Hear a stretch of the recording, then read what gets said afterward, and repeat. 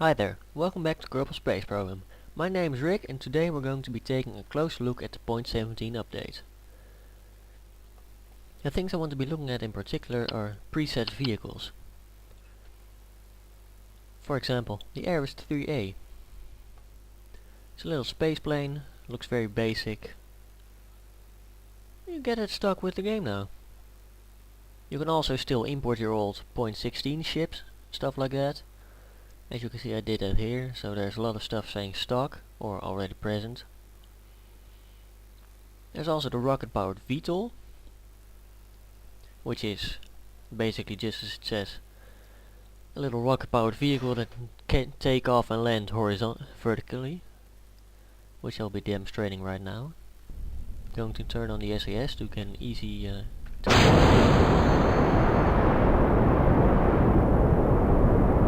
just as that, we get into the air, lean forward, and there we go.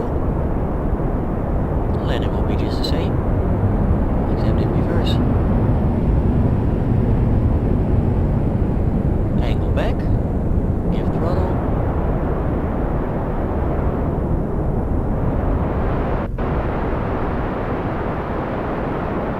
Landing struts out. Don't mess up with the gas. And in this moment we'll be touching down.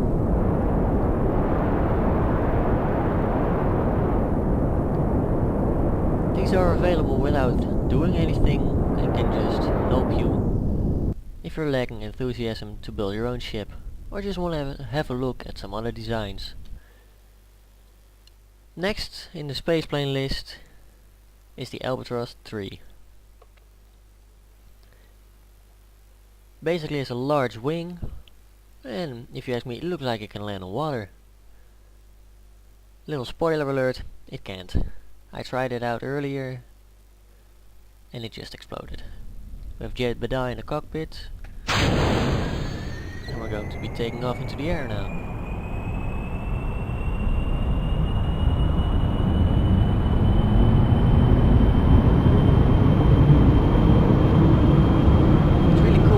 Lift up, because you can see clearly that they are carrying lots of air. Out of curiosity, I'll be showing you the center of lift for this plane in just a moment, because after seeing the wings function like this, I bet you're just as curious as me to find out where exactly the center of lift is. I'm only going to take for a quick spin, so I'm gonna try turn this beast around and make a successful runway landing. It's quite hard to control. I'm trying to pitch with all my might, but it barely feels like responding.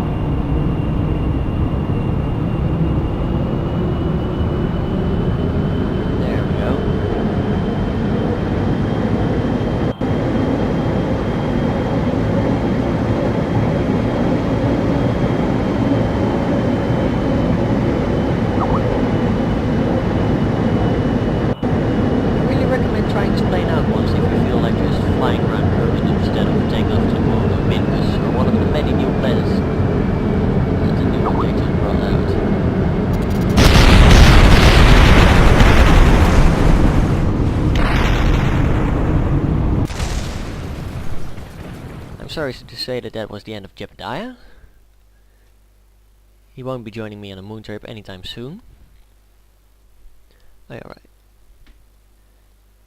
Center of lift, little angle forward and up, which explains why the wings dive up.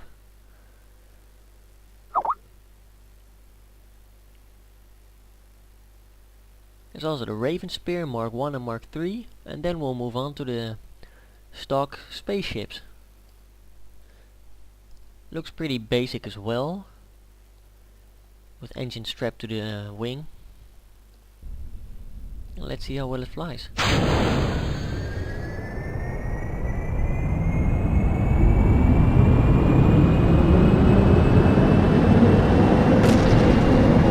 just lost an engine there.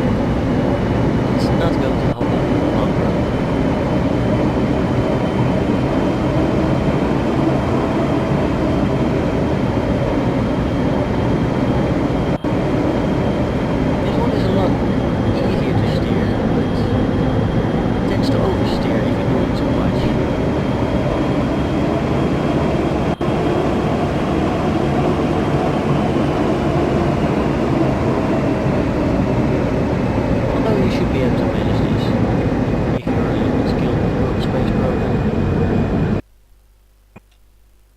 Moving on to the Mark III.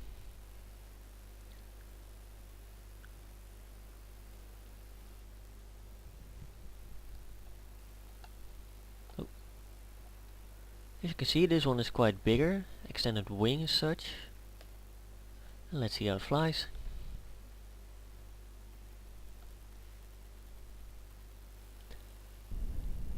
There's a toroidal bike engine. I'm not such a big fan of those. They tend to suck up all your fuel in just a matter of minutes. It gives you a lot of speed though.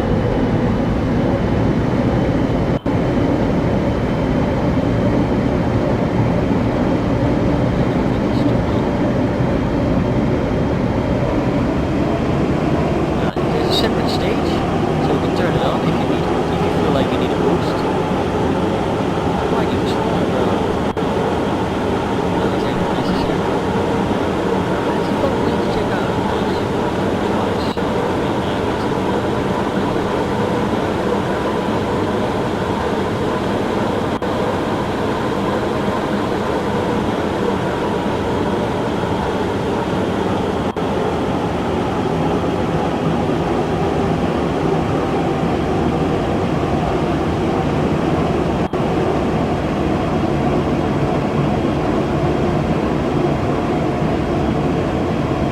There we go, all the fuel for the Kerbal aerospike rocket is gone.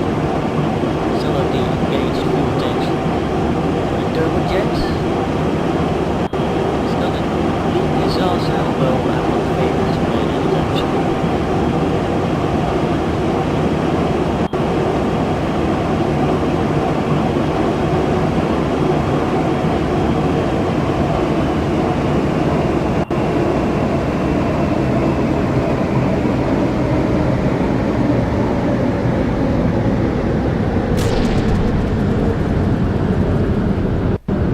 Close enough.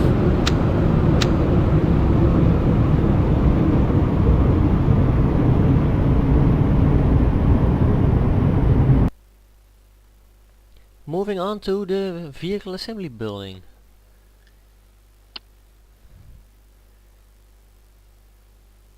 There is the Kerbal X rocket.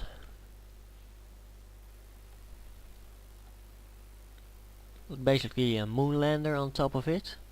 You can use this as a stock moonlander if you want. Heavy duty with a heavy strut. Landing gear, sorry.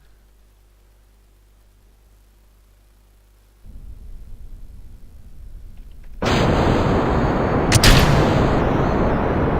really cool how they put decoupling on a different stage, so that you first have to ignite the rockets before you can actually take off. Note there is no SAS on this ship as of now. You're going to have to put that on yourself or just manually pilot it. It's not that hard. It's pretty stable. And yeah, you could make an orbit with this and then go to the moon.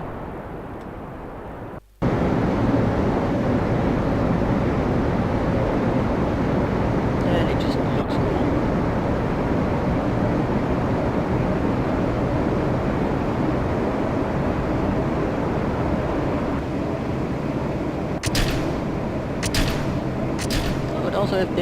It also has different stages to disconnect different engines. That's a pretty cool feature the devs put in. And so this is basically long burning rockets which will get you into the orbit and near the moon. And then you decouple that. You do your little approach to the moon. Flap out your landing ball and then land on the moon.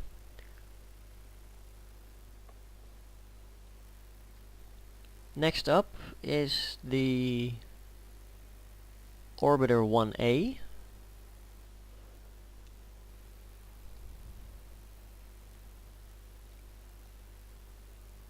Which basically will get you into an orbit.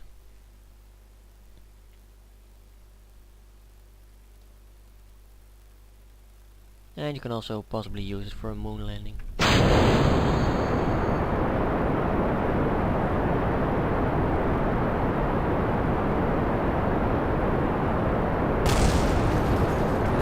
see here, this is not ideal to be on a standalone mission. So it's basically a blueprint for you to design your own rocket below it and take it to wherever you want to go. Next up we're going to be taking a look at pointless and dangerous, and then finally the super heavy lander. As you can see, the name says it all. It's pointless and it's dangerous. And I have the honor of showing you why. First of all, note there is no parachute on board. One fuel tank. Main cell engine which uses a lot of fuel. And there we have it. Pointless and dangerous.